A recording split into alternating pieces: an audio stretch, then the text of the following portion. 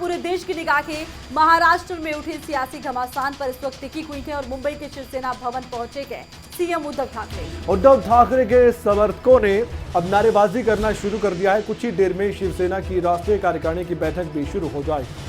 मौजूदा सियासी समीकरण को लेकर चर्चा होनी है। कार्यकारिणी की बैठक में कई बड़े फैसले भी सामने आ सकते हैं। इस बात को लेकर कयास लगाए जा रहे हैं। आज का दिन महाराष्ट्र की सियासत के लिए बेहद खास है। बिल्कुल खास है, क्योंकि इसके पीछे की वजह ये भी है कि जो भी बगावती सुर अख्तियार किए हुए हैं शिवसेना के एमएलए, उनको भी नोटिस आज इस कार्यकारिणी की बैठक के बाद दिया जा सकता है। ये लास्ट वार्निंग के तौर पर भी हो सकता है। और दूसरी तरफ कहा यह जा रहा है कि बगावती रुख अपना चुके विधायक अपना एक अलग से दल बनाएंगे, लेकिन वो अपने नए दल में कहीं ना कहीं शिवसेना का बाला साहेब ठाकरे का जिक्र जरूर रखेंगे। इसको लेकर भी अब कयास लगाए जा रहे हैं। लेकिन आज शिवसेना की राष्ट्रीय कार्यकारिणी की बैठक में क्या फैसले सामने आते हैं, इस पर आगे के राजनीतिक हालात काफी कुछ निर्भर करते हैं। सबसे बड़ी बात आरती ये भी है कि जो महाराष्ट्र की राजनीति है वो दिलचस्प मोड़ पर इस वक्त है और किसकी सत्ता होगी आने वाले वक्त में। क्या ये वाकई में जो 3 पार्टियों का महागठबंधन है वो टूटेगा, या फिर आने वाले वक्त में बीजेपी कोई ना कोई बड़ी स्ट्रेटेजी के साथ, जो कि एक्सपीरियंस अनुभव है बीजेपी के नेताओं को, वो अपने अनुभव के नाते क्या आने वाले वक्त में महाराष्ट्र की सत्ता पर किसी भी तरह से काबिज हो सकती है, कई बड़े सवाल हैं। तो महाराष्ट्र में सियासी घमासान जारी है। एकनाथ शिंदे ने बागी विधायकों के साथ गुवाहाटी में डेरा जमा रखा है। बिल्कुल, और गुवाहाटी पर भी सबकी निगाह टिकी हुई है। महाराष्ट्र में जो राजनीतिक भूचाल आया है उसकी गूंज गुवाहाटी तक इसलिए सुनाई दे रही है क्योंकि गुवाहाटी से ही वो भूचाल महाराष्ट्र में लाया गया है। और एकनाथ शिंदे इस पूरी कहानी में वो मेन किरदार हैं, जिन्होंने तमाम विधायकों को अपने साथ लाकर सरकार की दिक्कतें बढ़ा दी हैं। उद्धव सरकार के सामने एक चुनौती पेश कर दी है, क्योंकि आज उनकी तरफ से एक समर्थन पत्र भी जारी किया गया। बिल्कुल, इस समर्थन पत्र में 38 विधायकों के समर्थन की बात है और ये 38 विधायकों वाला समर्थन पत्र अब जारी कर दिया गया है, सबके सामने है। एक तरफ तो एकनाथ की तरफ से ये विधायकों के समर्थन पत्र के साथ ट्वीट किया गया, दूसरी तरफ उद्धव सरकार को निशाने पर लिया गया है। सरकार उनकी और उनके परिवार की सुरक्षा के लिए जिम्मेदार है, ये उनकी ओर से कहा गया है। यानी कि जो 38 एमएलए जो समर्थन पत्र शिंदे दिखा रहे उसमें जिन 38 एमएलए के हस्ताक्षर हैं उसको लेकर उनका कहना था कि अब सरकार की जिम्मेदारी है कि उनके परिवार का भी ख्याल रखा जाए, सुरक्षा की गारंटी सरकार की होगी। और ये बात अपने आप में आरती कहना ये बताता है कि कहीं ना कहीं चिंता सता रही होगी शिंदे को कि राजनीति में कुछ भी हो सकता है। ऐसे में उनको अपनी भी सुरक्षा चाहिए और अपने परिवार की भी चाहिए। इससे पहले ये भी हुआ आरती, आप जानती हैं, दर्शकों को बताना जरूरी हो जाता है कि मुंबई पुलिस की ओर से भी हर पुलिस थाने में भी अलर्ट जारी कर दिया गया है कि वहां पर जितने भी पॉलिटिकल ऑफिसेज हैं उनका ध्यान रखा जाए, उनकी सुरक्षा बढ़ा दी जाए। आरती, क्योंकि कहा यह जा रहा था कि शिव सैनिकों की तरफ से नाराजगी जताई जा रही है और इस नाराजगी का कहीं ना कहीं असर देखने को मिल सकता है। पुलिस अब पूरी तरह से सतर्क है। बिल्कुल, और महाराष्ट्र में सियासी संकट के बीच आप जानते हैं कि बीजेपी और शिवसेना अलग अलग बैठकें भी कर रही है। और महाराष्ट्र के मुख्यमंत्री उद्धव ठाकरे राष्ट्रीय कार्यकारिणी की आज बैठक में चिंतन और मंथन करने वाले हैं। 1 मिनट की इस रिपोर्ट में देखिए कि क्या कुछ होने वाला है। शिवसेना नेता एकनाथ शिंदे की बगावत के साथ ही महाराष्ट्र की राजनीति काफी गर्मा गई है। एक और जहां शुक्रवार के दिन महाराष्ट्र में राजनीतिक संकट के बीच बैठकों का दौर जारी रहा, वहीं एक बार फिर से शनिवार को भी बैठक का दौर जारी रहने वाला है। मुंबई में शिवसेना ने पैदा हुई राजनीतिक संकट के बीच राष्ट्रीय कार्यकारिणी की बैठक का आयोजन किया है।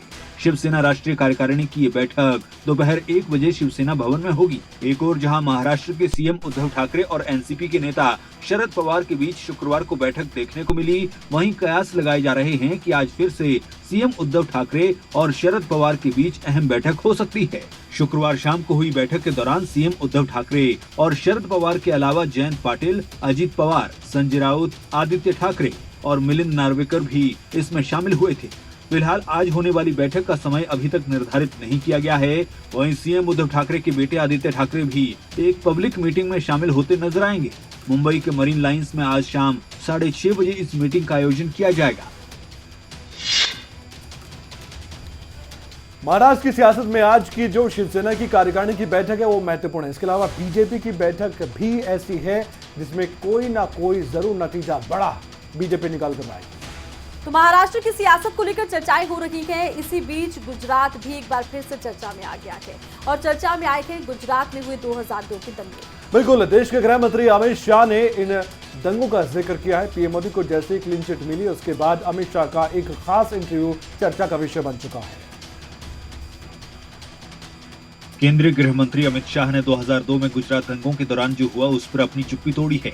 न्यूज एजेंसी ANI को दिए एक इंटरव्यू में अमित शाह ने सुप्रीम कोर्ट के हालिया फैसले, गुजरात दंगों से जुड़े मामलों में मीडिया, गैर सरकारी संगठनों और राजनीतिक दलों की भूमिका पर बात की।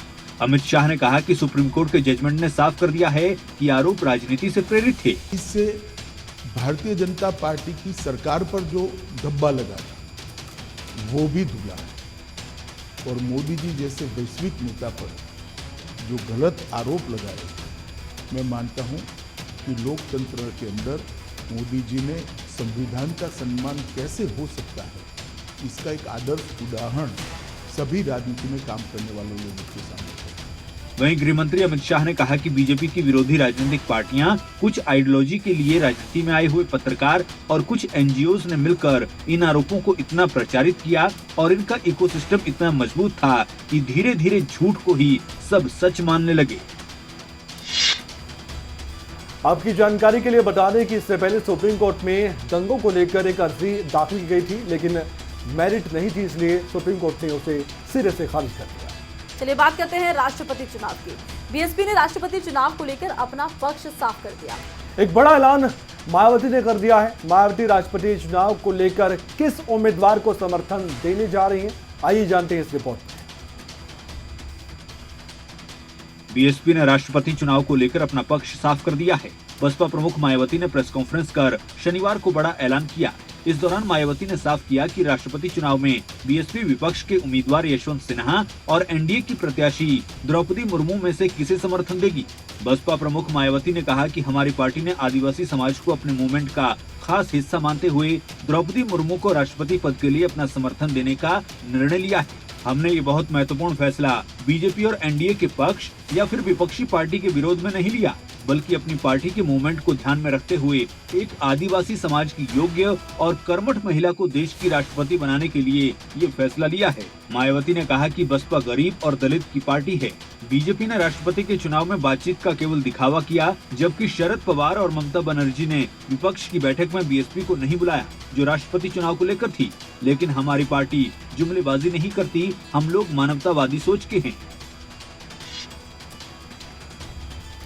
मायावती ने बातों में अपने विरोधियों पर भी निशाना साध दिया है और ये साफ कर दिया है कि आखिरकार राष्ट्रपति के कुर्सी पर वो किसे देखना चाहती है। तो 2002 में देखिए कुछ दंगे हुए थे और उसके बाद कहा गया था कि 2008 में मुंबई में जो आतंकवादी घटनाएं हुई हैं उन्हें गुजरात के दंगों से जोड़कर देखा गया और इनका सूत्रधार साजिद मीर था जो पाकिस्तान में बैठा है। उसको लेकर एक नया खुलासा हुआ है। बिल्कुल, पाकिस्तान ने उसे हिरासत में लिया है, ये जानकारी अब निकलकर सामने आ रही है और पाकिस्तान की जो खुफिया एजेंसी है उन्होंने साजिद की मौत होने का दावा किया था, लेकिन सवाल यह कि अब हिरासत में कैसे ले लिया गया। रिपोर्ट देखिए। पाकिस्तान ने 2008 के मुंबई आतंकवादी हमलों के सूत्रधार साजिद मीर को हिरासत में लिया है। इससे पहले कुख्यात पाकिस्तानी खुफिया एजेंसी ISI ने FBI की ओर से मोस्ट वांटेड घोषित साजिद की मौत होने का दावा किया था। विशेषज्ञों के मुताबिक FATF की ग्रे सूची से निकलने के लिए पाकिस्तान ने मीर को सजा दिलाने का नाटक किया है। FBI के एक अधिकारी ने बताया कि मीर पाकिस्तान में जिंदा है, हिरासत में है और उसे सजा सुनाई गई है। मीर को मोस्ट वांटेड सूची में शामिल करते हुए FBI ने 2011 में उस पर $50 लाख का इनाम रखा था। अमेरिका और भारत दोनों ही एक दशक से उसे खोज रहे हैं।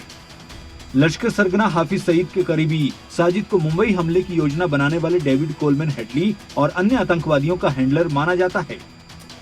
पाकिस्तान साजिद मीर की गिरफ्तारी से दिखाना चाहता है कि वो आतंकवाद के खिलाफ काम कर रहा है। इस गिरफ्तारी को FATF की ग्रे सूची से बाहर निकलने की प्लानिंग कहा जा रहा है। पाकिस्तान जून 2018 से ही FATF की ग्रे सूची में शामिल है। देश में शुक्रवार की तुलना में आज कोरोना के करीब 8% कम मामले सामने आए हैं। ये बात राहत की तो है, लेकिन एक बार फिर से ग्राफ बढ़ रहा है। जी हाँ, शुक्रवार को 17,336 कोरोना के नए मामले सामने आए थे, लेकिन शनिवार को वाकई में थोड़ी राहत तो मिली। रिपोर्ट देखिए। कोरोना महामारी का बढ़ता प्रकोप एक बार फिर से कई देशों के लिए चिंता की बात बन गया है। भारत में भी हाल ही के दिनों में कोरोना के मामलों में काफी तेजी देखी गई है। पिछले 24 घंटे में देश में कोविड-19 के 15,940 नए मामले सामने आए हैं। वहीं 20 लोगों की कोरोना के कारण जान चली गई। कोरोना के एक्टिव मामले बढ़कर 91,779 हो गए हैं। शुक्रवार की तुलना में आज करीब 8% कम मामले सामने आए। शुक्रवार को देश में 17,336 नए कोविड मामले सामने आए थे, जो गुरुवार की तुलना में 30% अधिक थे। कोरोना से अब तक मरने वाले लोगों की संख्या बढ़कर 5,24,975 पहुंच गई है। देश में अब तक मिले संक्रमितों की संख्या 4,33,78,234 हो गई है। देश के कुछ राज्यों में कोरोना वायरस के मामलों में काफी इजाफा हुआ है। महाराष्ट्र में कोरोना के 4,205 मामले सामने आए हैं। केरल में 3,981 मामले दर्ज किए गए, जबकि दिल्ली में 1,447 मामले सामने आए। और अब एक बड़ी खबर, शिवसेना की राष्ट्रीय कार्यकारिणी की बैठक शुरू हो गई है। बिल्कुल, इस बैठक पर हमारी निगाह टिकी हुई थी और इससे पहले हम जिक्र भी कर रहे थे इसी बैठक का। इस बैठक में शिंदे गुट का अविश्वास प्रस्ताव खारिज कर दिया गया है और डिप्टी सीएम ने शिंदे गुट का ये प्रस्ताव खारिज कर दिया है। तो शिंदे गुट की तरफ से अविश्वास प्रस्ताव को लेकर मांग की गई थी, लेकिन इस प्रस्ताव को खारिज कर दिया गया है। इसका सीधा सीधा मतलब यह है कि विश्वास है, यानी कि अविश्वास नहीं, विश्वास है शिवसेना को कि उनकी सत्ता रह भी सकती है और शिंदे गुट के सभी विधायकों को सबक कैसे सिखा सकते हैं उद्धव।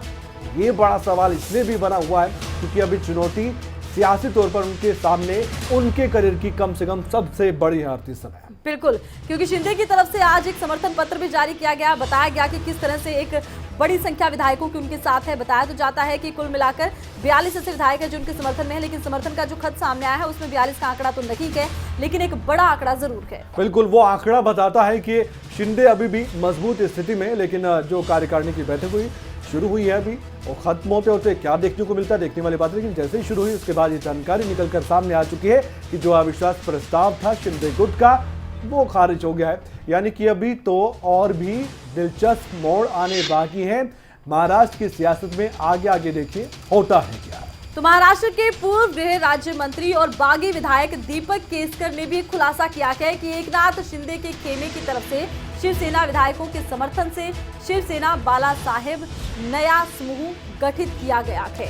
जी बिल्कुल, ये जानकारी पहले भी आरती आपने भी दी थी और ये जानकारी अब निकलकर सामने आ रही है कि क्या वाकई में शिवसेना बाला साहेब ये नया समूह गठित होगा और किस तरह से होगा, किस तरह से अब ये देखा जाएगा, क्योंकि गठित तो अपनी तरफ से कर दिया गया है, लेकिन इसको क्या मंजूरी सर्वमान्य तरीके से मिलेगी देखने वाली बात है। क्योंकि गौरतलब है कि शिंदे गुट का दावा था कि उसके पास 40 से ज्यादा शिवसेना विधायकों और कई और निर्दलीय विधायकों का समर्थन है, लेकिन फिलहाल तो 38 विधायक। बिल्कुल, दावा 40 का किया गया था, लेकिन समर्थन पत्र 38 का दिखा पाए हैं। ऐसे में अगर नया एक दल बनाते हैं तब भी उन्हें एक दूसरे दल के सहयोग की जरूरत रहेगी। बिल्कुल रहेगी और सियासत में कुछ भी संभव है। बिल्कुल, लेकिन महाराष्ट्र की सियासत में क्या एक बड़ा उदाहरण सामने आ सकता है? क्या हम ये देखेंगे कि एक नई सियासी जो हिस्ट्री है वो लिखी जा सकती है? ये अपने आप में बड़े सवाल है। तो वहीं मुंबई में धारा 144 लागू कर दी गई है। मुंबई में विरोध प्रदर्शन हुआ है और इसी को देखते हुए ये बड़ा फैसला लिया गया है। आप सोच सकते हैं और समझ भी सकते हैं कि इस समय मुंबई और महाराष्ट्र में चल क्या रहा है। मुंबई में इसलिए भी क्योंकि सियासत का केंद्र मुंबई है और उद्धव सरकार की तरफ से जो संकेत दिए गए वो बताते हैं कि अभी और भी राजनीतिक भूचाल आने बाकी है। आप ये मत समझिए कि अभी किसी भी नतीजे पर महाराष्ट्र की सियासत पहुंच जाएगी। अभी बहुत कुछ देखा जाएगा।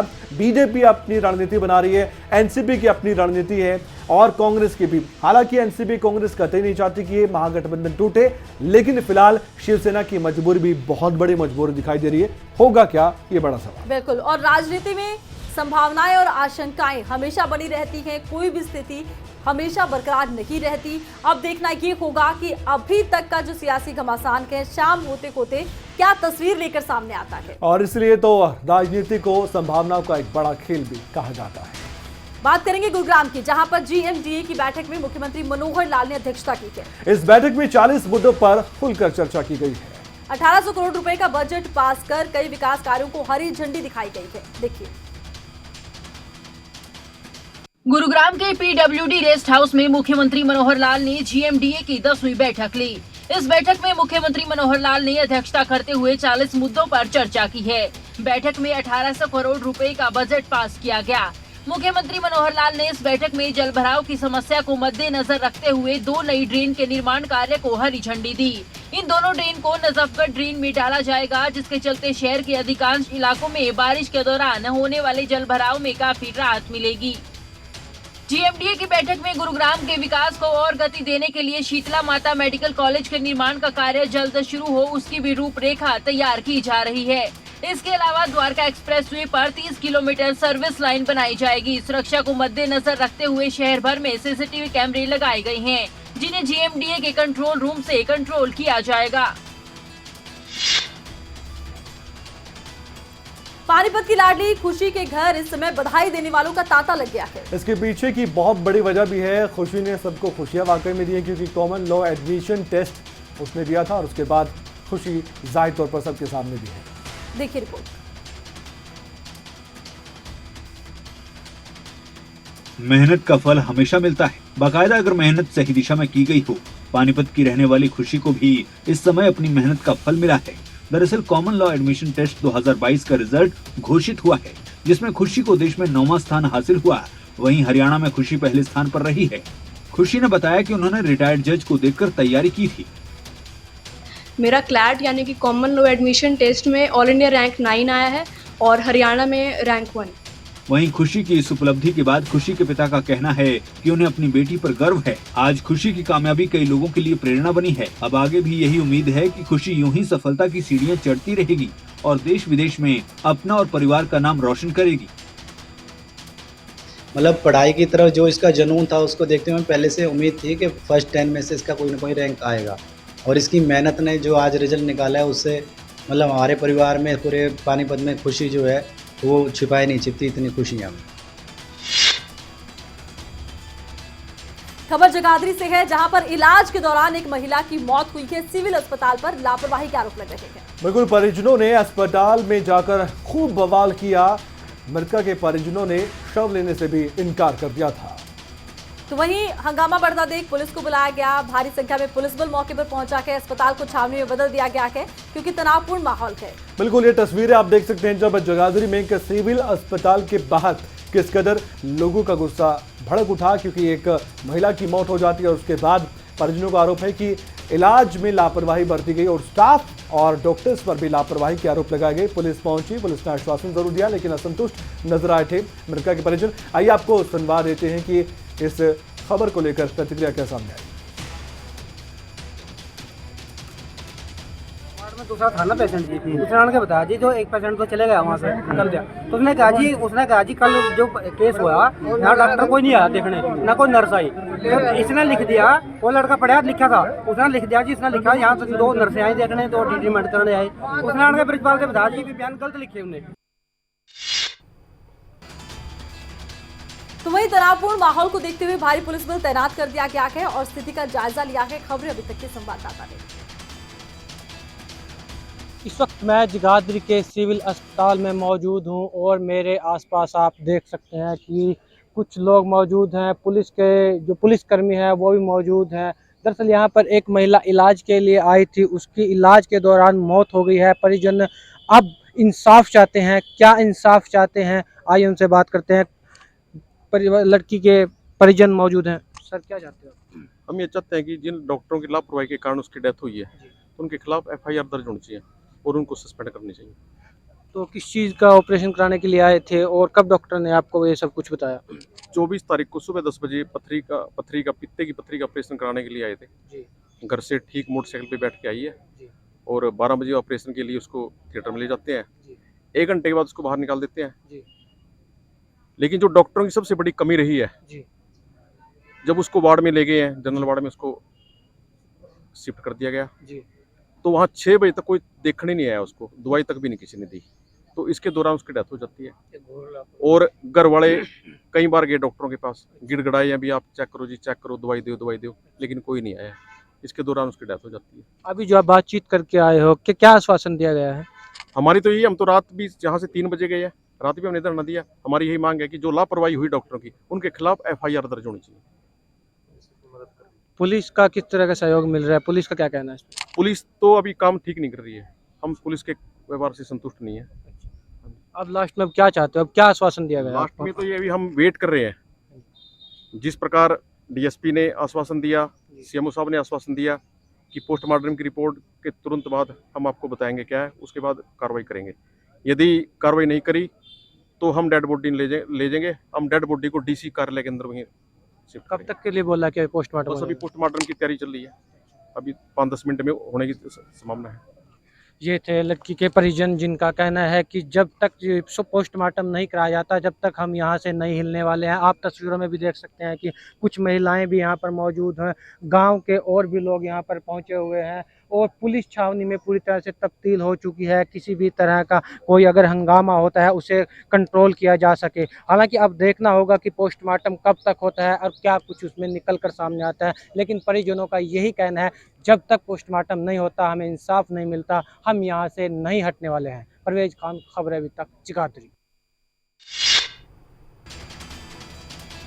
चलिए अब हिमाचल की बात करते हैं। ये चुनावी साल है और हिमाचल में तमाम सियासी पार्टियां एक्टिव मोड में नजर आ रही हैं। आम आदमी पार्टी की तरफ से आज कुल्लू में तिरंगा यात्रा निकाली जा रही है। सीधे आपको तस्वीरें दिखाते हैं। तस्वीरों के माध्यम से अब आप देख सकते हैं कि तिरंगे ही तिरंगे आपको इन तस्वीरों में नजर आ रहे होंगे। अरविंद केजरीवाल दिल्ली के मुख्यमंत्री, उन पर बड़ा जिम्मा कि हिमाचल की सियासत में अपनी पहचान बनाए, ऐसी पहचान कि सत्ता तक उनको ले जाए। और साथ ही उनके साथ मौजूद हैं पंजाब के मुख्यमंत्री भगवंत मान।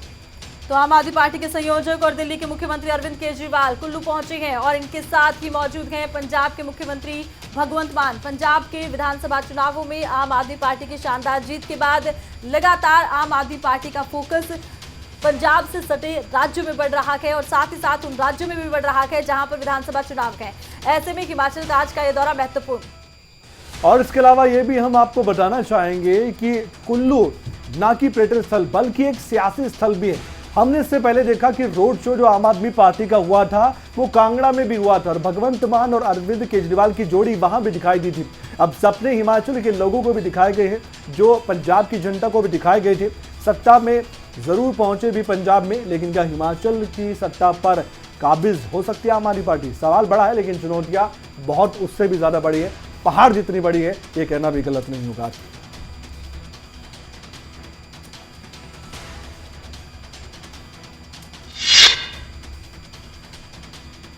मूसेवाला मर्डर केस की बात करते हैं। इस मर्डर केस के कनेक्शन एक बार फिर हरियाणा से जुड़े और फतेहाबाद से एक नया कनेक्शन निकल कर आया है। बिल्कुल, फतेहाबाद के एक निजी होटल पर हत्यारे आकर रुके थे और यहां पर रुककर पार्टी तक की गई थी। सिद्धू मूसेवाला हत्याकांड की जांच लगातार आगे बढ़ती जा रही है, जहां दिल्ली की स्पेशल सेल और पंजाब की एसआईटी जो है वो जांच कर रही है। तो फतेहाबाद से सिद्धू मूसेवाला हत्याकांड के तार हैं वो जुड़ रहे हैं। अब तक फतेहाबाद से गिरफ्तारियां 6 हो चुकी हैं, जिनमें से ये वो होटल है जहां हम खड़े हैं। इस होटल के जो संचालक हैं 3, काला और विक्रम और पवन गुज्जर, इन तीनों को दिल्ली की स्पेशल सेल ने उठाया हुआ है। इनकी इन्वॉल्वमेंट ये है कि ये वो होटल है जहाँ पर पवन गुज्जर, विक्रम और काला का ये होटल है जहाँ पर वो 25 और 26 तारीख को जो शूटर्स हैं वो यहाँ रुके थे और हत्या करने के बाद भी यहाँ पर वो रुके थे। मैं दिखाना चाहूँगा कि ये जो सांवरिया होटल की ये बुक है, जहाँ पर एक उन शूटरों ने सुमित नाम से, जो झज्जर का रहने वाला है, उसके नाम से उन्होंने एंट्री की है। 207 नंबर रूम लिया है। 12:35 पर आए हैं और 2:19 पर यहाँ से निकल गए और सुमित के यहाँ पर साइन है। तो मैं अब आपको खबरें अभी तक जो है उस रूम तक पहुँच चुका है जहाँ जो शूटर्स हैं, जो हत्या से पहले और हत्या के बाद वो आए थे। वो ये कमरा है, आप देख सकते हैं कि ये वो 207 नंबर कमरा है जहाँ पर जो शूटर्स हैं वो रुके थे और करीब 2-2.5 घंटे यहाँ पर रुककर और अपनी पार्टी करके यहाँ से निकलते दिखे थे। तो ये वो कमरा है, मैं आपको दिखा रहा हूँ। आप देख सकते हैं कि ये वो कमरा है जहाँ जो शूटर्स हैं हत्या करने के बाद यहाँ पर रुके थे। 29 तारीख को यहाँ रुके हैं और उसके बाद करीब 2:19 पर यहाँ से निकल जाते हैं। इस रूम के अंदर रुकने का मकसद उनका ये था कि ये जो है वो रूम है वो छत पर था। तो छत पर होने के बाद जो अगर उन पर किसी प्रकार की कोई दिक्कत का सामना करना पड़ता है तो वो यहाँ से वो भाग भी सकते थे। और थोड़ी सी ऊंचाई पर ये है वो रूम है, क्योंकि यहाँ देख सकते हैं कि ये करीब 5 से 6 फुट है इसकी ऊंचाई, यहाँ से वो भाग सकते थे, इसीलिए ये 207 नंबर कमरा है वो उन्होंने चुना। तो खबरें अभी तक जो है अभी दिखा रहा है आपको कि जो शूटर्स हैं वो हत्या से पहले यहीं रुके थे, यही वो सांवरिया होटल है। आप देख सकते हैं कि ये इसी रूम के अंदर वो ये शूटर हैं वो रुके थे और यहाँ से करीब 2 से ढाई घंटे तक यहाँ रुकने के बाद वो रात को करीब 2:19 पर हैं वो यहाँ से निकल जाते हैं। तो सिद्धू मूसेवाला हत्याकांड को लेकर अब ये साफ हो चुका है कि कड़ी कैसे जुड़ी है, पुलिस को कैसे कामयाबी मिली है, लेकिन अभी तो और भी पूछताछ का सिलसिला आगे बढ़ता रहेगा। इसी के साथ इस बुलेटिन में बस इतना ही। देखते रहिए खबरें अभी तक। जय हिंद।